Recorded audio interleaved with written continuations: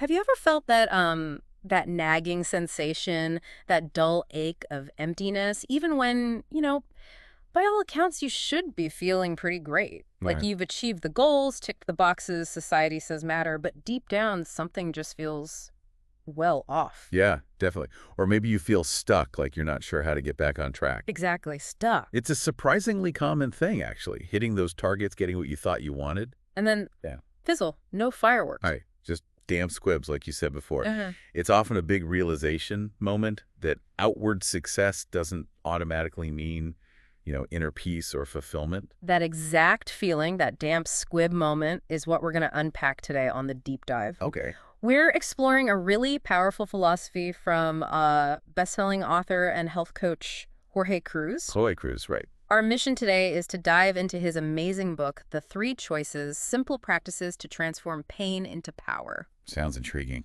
Yeah, it's about three simple, sometimes hidden choices, he says, can instantly empower you, get you moving from pain towards, well, your potential. And we're using excerpts directly from the book itself for this. That's right, direct excerpts. So we get his insights, his own story, and the core ideas straight from the source. Okay, so where do we start? That core problem you mentioned. Yeah, let's start there. This idea that so many of us are chasing what Jorge Cruise calls a perfect illusion. The perfect illusion, like what society expects. Exactly. The ideal job, the perfect house, the perfect family, maybe even the perfect body. Mm. We run ourselves ragged trying to get it all, but then you get there, and often, what happens? Emptiness. And Jorge himself is a prime example, isn't he? That's what's so compelling. Totally. He talks about feeling numb inside, and this was after huge success. New York Times bestseller with the belly fat cure. Right, celebrity trainer, seemed to have it all, wife, kids, big house. The whole 9 yards.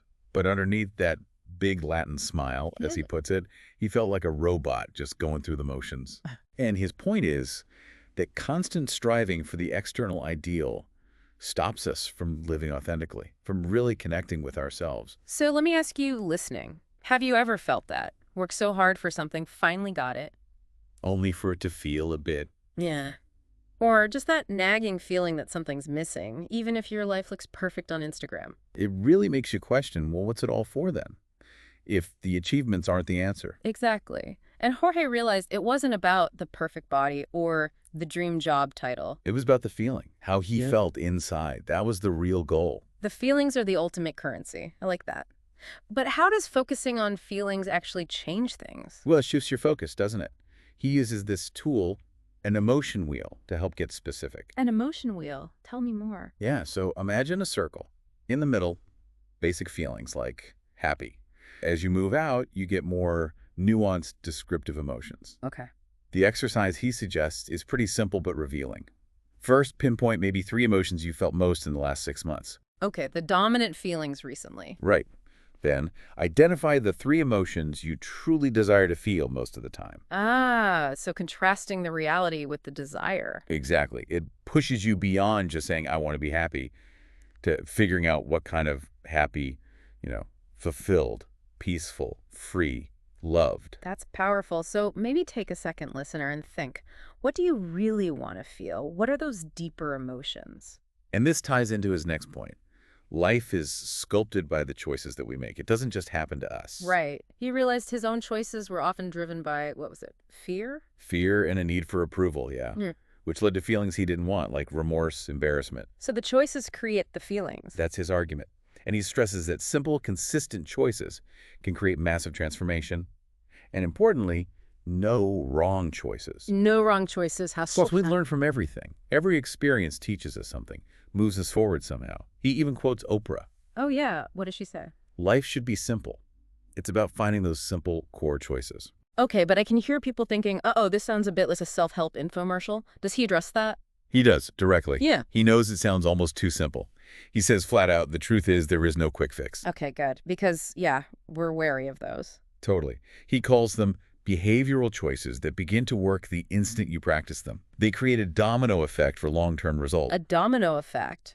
How? He connects it to stress. He talks about allostatic load, basically, the cumulative wear and tear on your body from chronic stress. Right, that buildup of stress. These choices, practiced consistently, help lighten that load. They reduce stress, help you adapt to stress better, and kind of shut down that overwhelming feeling when it hits. So it's about building resilience through these simple daily actions, not magic. Exactly. It's a process, not an overnight miracle. Okay, so let's get into the first of these choices. Choice 1.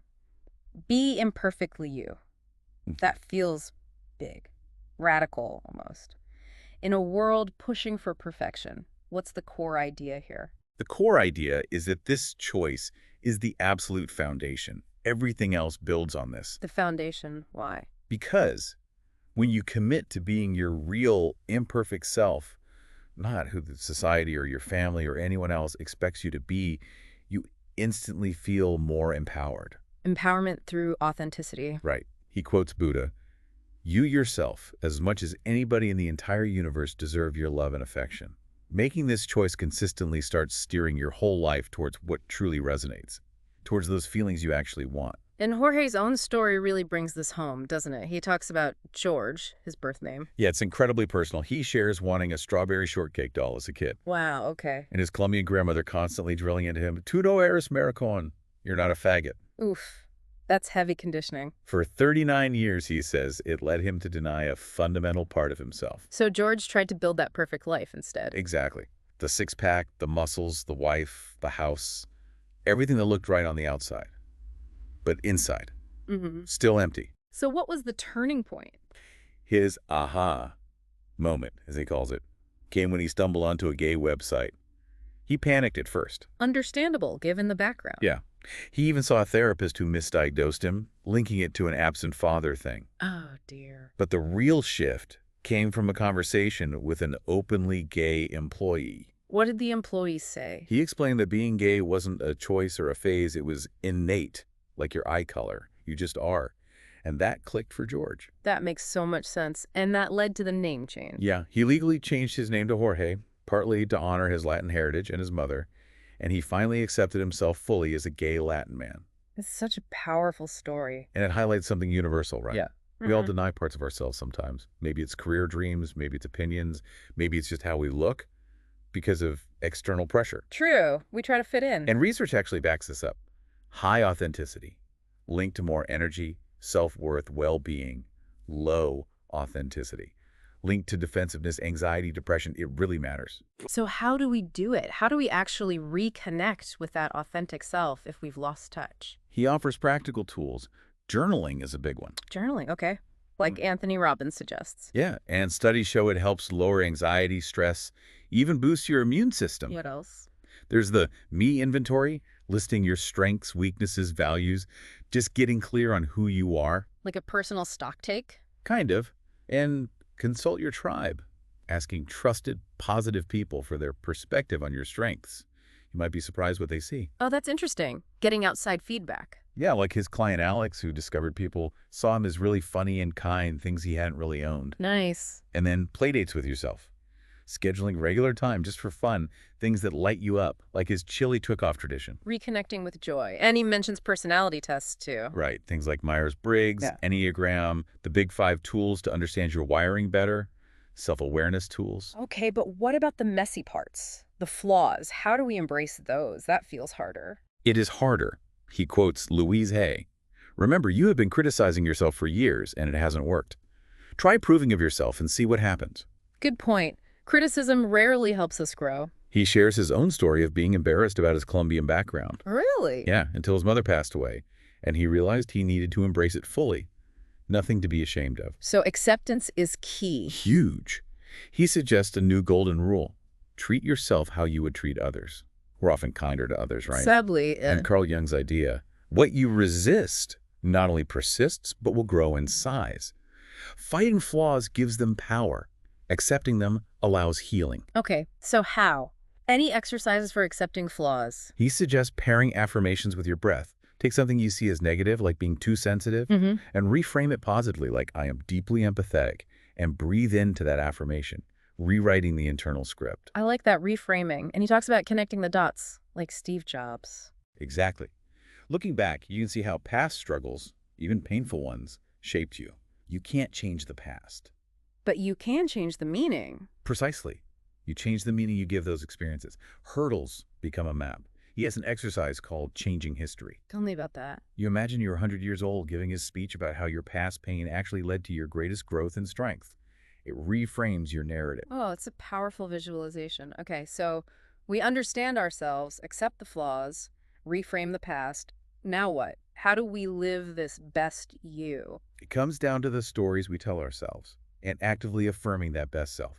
And the science here is fascinating neuroplasticity. Our brains can change. Literally. Our thoughts change our brain structure and chemistry. He mentioned studies where just imagining playing piano changed the brain like actually playing it. That's wild. Yeah. Joe Dispenza's work shows thoughts trigger biochemical reactions. Your body feels what you're thinking. Your brain doesn't know the difference between a real event and a vividly imagined one. So our thoughts create our reality, in a way. In a very real biochemical way. He also recommends Byron Katie's The Work.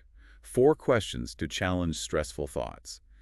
Basically, don't believe everything you think. Questioning the negative self-talk. Exactly. And then actively replacing it with positive self-affirmations. Louise Hay was a pioneer here. Affirmations, do they really work? Research shows they do. Improved confidence, better performance under pressure, even better willpower. Okay, but how do you create affirmations that feel real, not just cheesy? That's where his happy code comes in. It's a blueprint to tailor affirmations to your authentic self. Happy code, how does that work? You figure out your natural tendencies across 5 codes. Energy, calm versus fire. Control, passive versus active. Attachment, cooperative versus independent. Intimacy, open versus reserved. And spiritual, trusting versus skeptical. So you identify where you naturally fall on these spectrums. Right. Then you choose affirmations that align with that, not with who you think you should be. It makes them resonate, makes them powerful. Less struggle, more flow. That makes sense, personalized affirmations. Okay, how do we put choice 1 into practice daily? What's the RX? He quotes Martha Beck. When considering whether to say yes or no, you must choose the response that feels like freedom. Period. Choose freedom. Love that. And Martha Beck's own life is an example. She left her religion, came out as gay after her husband did, faced rejection, but chose what felt like freedom and found her right life. Incredible resilience. So the 4-week practice for choice 1 is about consistency. Daily journaling, saying your acceptance statements out loud, practicing your personalized affirmations, and even doing them while looking in the mirror. Building that self-love muscle. Okay, moving on to choice 2, don't hold your breath. Seems simple, almost obvious, but there's more to it, right? Oh, way more. It's fundamental. Like Amit Ray said, if you want to conquer the anxiety of life, live in the moment. Live in the breath. Live in the breath. Your breath is life, happening constantly. It's automatic, sure, but the magic happens when we bring conscious control to it. Conscious control. Yeah. Jorge says that conscious breathing energizes us, calms us, balances us mentally, physically, spiritually. It's incredibly powerful. And he had a personal wake-up call about this from his son. Yeah, sweet moment. His youngest son, Owen, just innocently said, "Dad, don't hold your breath." And for Jorge, it landed like profound wisdom. Sometimes kids just cut right through it, huh? Totally. Yeah. And Jorge himself experienced the power of breath during a really tough time. His coming out period. Exactly. After separating from his wife, coming out, he describes feeling sheer panic, sick to my stomach, like a corpse inside. Career felt like it was collapsing, just consumed by fear. That sounds terrifying. How did breath help? His sister Marta moved in. She put positive affirmations everywhere, but the game changer was teaching him mindful breathing. Just breathing. Mindful breathing paired with affirmations. He says that simple, consistent practice got him through the hardest time of his life, helped him integrate his sexuality as part of who he is. Wow. So breath is a source of strength. A quiet power, he calls it, that can shift your state instantly. This sounds a lot like mindfulness, bringing attention to the present moment using the breath. Exactly. And Dr. John Kabat-Zinn's work highlights breath as the anchor for mindfulness. And the science backs this up big time, right? Oh, yeah. Huge benefits. For the brain, less stress, better memory, less depression, better mood, more focus. Some studies even show structural changes in the brain with regular mindfulness practice. Structural changes. Really? Yeah, like increased gray matter density. Yeah. And Harvard's Herbert Benson identified the relaxation response, the physiological opposite of fight or flight, triggered by deep breathing. So it literally calms your system down. Precisely. And the physical benefits are just as impressive. Better immune function, think Wim Hof. The Iceman, right. Lower blood pressure, fewer asthma symptoms, better sleep, even potential weight loss, helped by managing cortisol. Cortisol, the stress hormone. Right. lower disease risk, maybe even looking younger because stress ages us. Better digestion, too. It impacts pretty much everything then. Relationships, work. Absolutely. Better communication, focus. It ripples outward. You can even feel a small shift right now, just sitting up straight. Try it. Good posture helps you breathe better instantly. Okay, I'm sitting straighter. So how do we breathe better? What's the technique? He quotes a Chinese proverb. If you know the art of breathing, you will have the strength, wisdom, and courage of 10 tigers. 10 tigers? Okay, I'm listening. Key things. Use your full capacity, nose, mouth, lungs, diaphragm. And crucially, exhale fully. Get the stale air out. Exhale fully. Got it. How do you know if you're using your diaphragm? Simple test. Hand on stomach, hand on chest. Breathe normally. Which hand moves more? You want the stomach hand moving, that's belly breathing. Okay, aiming for belly breathing. Are there apps for this too? Yep. He mentions things like Apple Breathe, Calm, Breathing Zone for guided practice. Tech help. Nice. What about specific exercises? He calls belly breathing or 4-7-8 breathing the mother of all breathing exercises. 4-7-8. How does that work? Simple. Inhale through the nose for 4 counts, hold gently for 7, exhale completely through the mouth for 8 counts. Dr. Andrew Weil has videos online. It's incredibly calming. 4 in, 7 hold, 8 out. Okay. Any others? Loads. Boost breathing for quick anxiety relief like sniffing flowers quickly. Breath of fire for energy and mental fog, rapid, forceful breaths. Breath of fire. Sounds intense. It is. Good for a jolt. There's even partner breathing for intimacy and techniques based on Wim Hof for immune support. What about for things like asthma or anger? Does deep breathing help there? Interestingly, he says rapid deep breathing can sometimes make those hot states worse Oh, why? because it can overstimulate. For asthma or anger, he recommends slow diaphragmatic breathing or pursed-lipped breathing, inhaling normally, exhaling slowly through pursed lips, calms the system down gently. Slow and steady for hot states. Good distinction. Yeah, and pure breath exercise from yoga for general calm. And again, you can layer the affirmations from choice 1 onto these breathing practices. Absolutely. It makes both more powerful. Yeah. Reinforces that calm, centered state. So how do we make this a daily habit? The RX for choice 2. He quotes the amazing yoga teacher, Tao Forkan Lynch. Breath is the power behind all things. I breathe in and know that good things will happen. Love that attitude. The key is integration. Weave conscious breathing into your day. When you wake up, maybe at a stoplight. Instead of checking your phone. Exactly. When you feel triggered or out of balance before a stressful meeting, when you need an energy boost or just winding down at night, find those moments. Little pauses throughout the day. Right. The 4-week practice starts small, maybe 5 minutes a day, and gradually increases to 15 minutes, maybe adding a second session. Building the habit gently. All right, choice number 3. Move to improve. This feels more familiar, maybe like exercise advice. Yes and no. It includes exercise, but it's broader. Bill Phillips said exercise is the most potent yet underutilized antidepressant. Potent antidepressant. That's strong. And Jorge really emphasizes that movement impacts your mood and overall well-being just as much, if not more, than just the physical changes. So it's not just about weight loss or fitness goals. Not primarily. He says it's the process that matters, not the outcome. Finding joy in just moving, even dancing in your living room counts. Dancing in the living room counts. I like that. It's about finding the thrill of being active in a way that feels good to you. And Jorge's own story connects to this deeply too, right? It started young for him. Yeah, late teens. His father got diagnosed with prostate cancer, and he heard the quote, "Your greatest wealth is health." That hit him hard. Wow, that's a motivator. It sparked a lifelong commitment.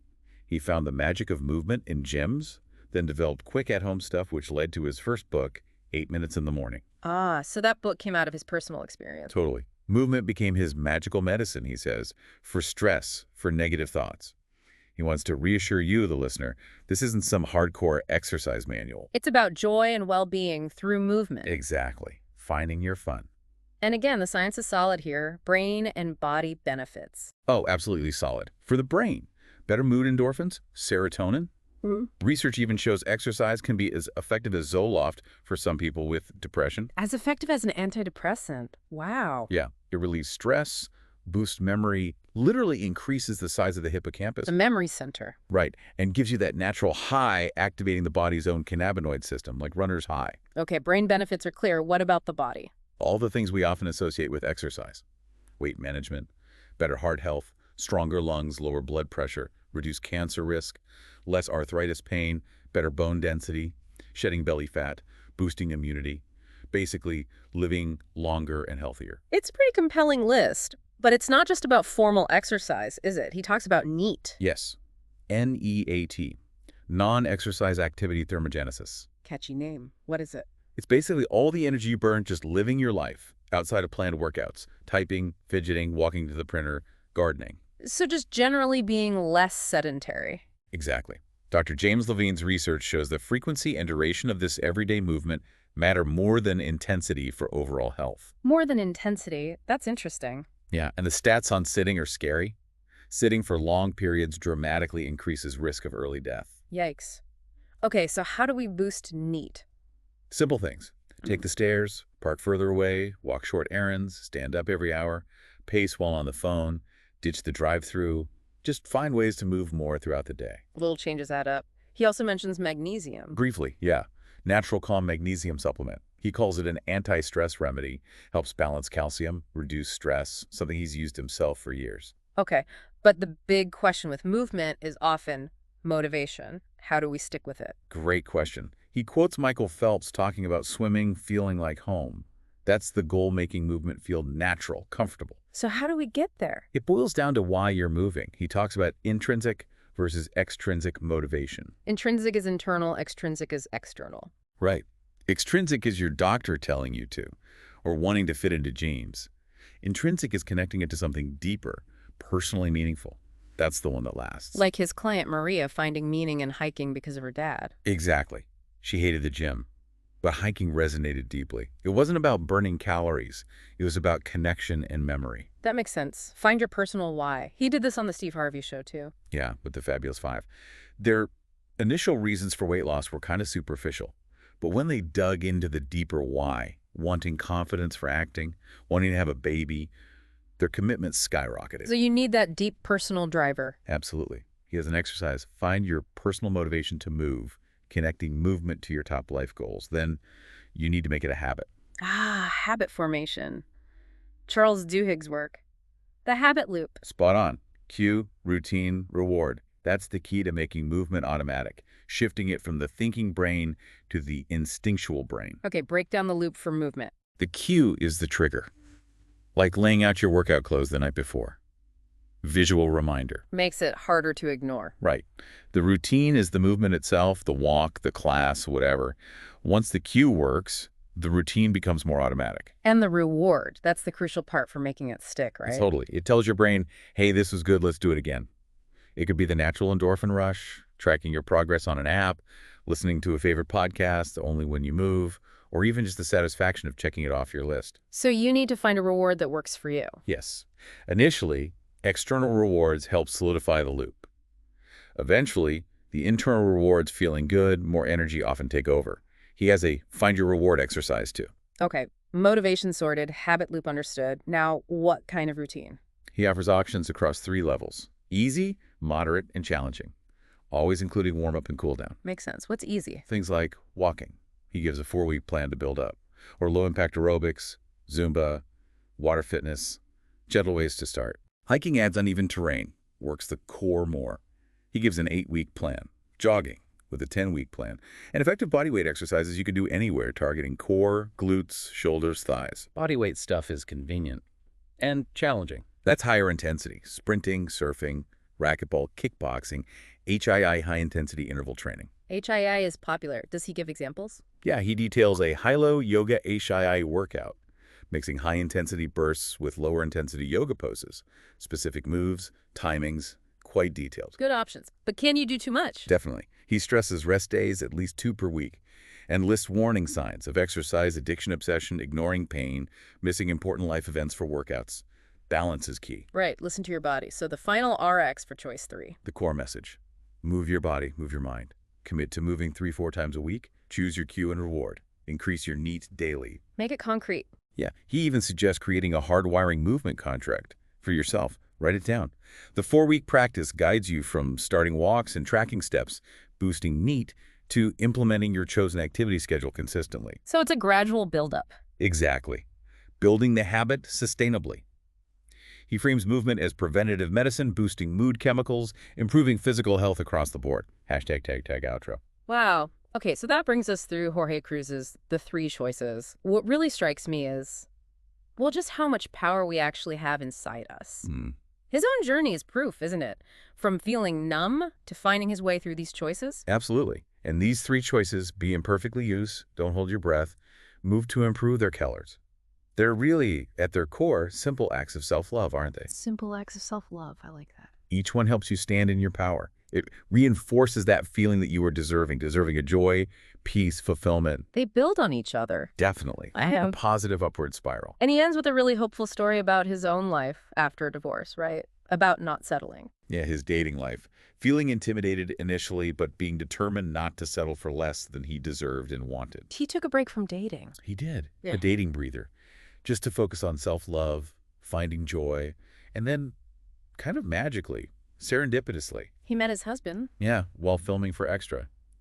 His friend Leslie was playing wingman. They met at a place called the Church Key in West Hollywood. Nice. And he says he felt oddly at home because I was at home on the inside.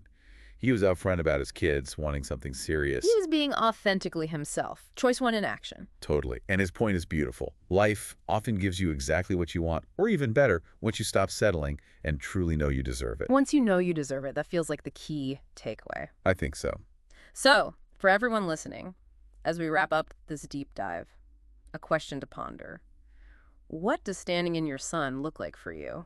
And maybe consider, what's one small, simple choice you can make today? In any of these three areas being you, breathing, moving just one choice that feels like freedom, Yeah. what might that unlock?